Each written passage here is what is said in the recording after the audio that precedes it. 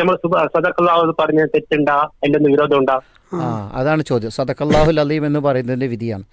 ഈ ഖുർആൻ നമ്മൾ ഓതിക്കഴിഞ്ഞാൽ, അവസാനിപ്പിച്ച് കഴിഞ്ഞാൽ, അല്ലെ ഇടയ്ക്ക് വെച്ച് ഖുർആൻ നിർത്തുന്ന സമയത്ത് സദഖല്ലാഹുൽ അലീം എന്ന് പറയുന്നതിന് പ്രവാചകൻ സല്ലല്ലാഹു അലൈഹി വസല്ലമയിൽ നിന്ന് സ്വഹീഹായ ഹദീസുകളൊന്നും സ്ഥിരപ്പെട്ടു വന്നിട്ടില്ല.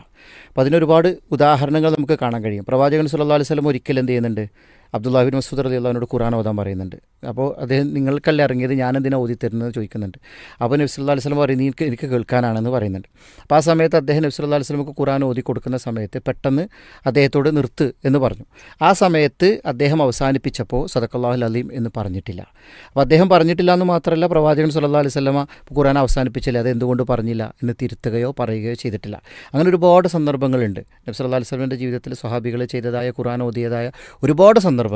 അത്തരം സന്ദർഭങ്ങളിലൊന്നും വിശുദ്ധ ഖുർആൻ ഓതിക്കഴിഞ്ഞതിന് ശേഷം സദഖല്ലാഹുൽ അലീം എന്ന് പറയുന്നൊരു രീതി പ്രവാചകനിൽ നിന്നോ സലഫുകളായ പൂർവികരിൽ നിന്നൊന്നും സ്ഥിരപ്പെട്ടു വന്നിട്ടില്ല. അപ്പോൾ അതുകൊണ്ട് തന്നെ അങ്ങനെ ഒരു രീതി, ഇപ്പോൾ പറയുന്നത് ശരിയാണ്, സദഖല്ലാഹുൽ അലീം അല്ലാഹ് പറഞ്ഞത് സത്യമാണ്, ആ പ്രയോഗം സത്യമാണ്. പക്ഷേ ഖുർആൻ ഓതിക്കഴിഞ്ഞതിന് ശേഷം അങ്ങനെ ഒന്ന് പറയുക എന്നുള്ളത് നബിയുടെയോ അല്ലെങ്കിൽ സ്വഹാബികളുടെയോ അല്ലെങ്കിൽ പൂർവികരായ സലഫുകളുടെയോ ഒന്നും മാതൃകയിൽ അങ്ങനെ ഒരു രീതി സ്ഥിരപ്പെട്ടു വന്നിട്ടില്ല.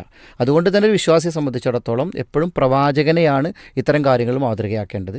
നബി സല്ലല്ലാഹു അലൈഹി വസല്ലമയിൽ നിന്ന് സ്ഥിരപ്പെട്ടു വന്നിട്ടില്ല എന്നുള്ളത് കൊണ്ട് നമ്മളത് ഒഴിവാക്കുകയാണ് വേണ്ടത്. അത് ചെയ്യാതിരിക്കുക എന്നുള്ളതാണ് ഒരു വിശ്വാസി ചെയ്യേണ്ട നിലപാട്.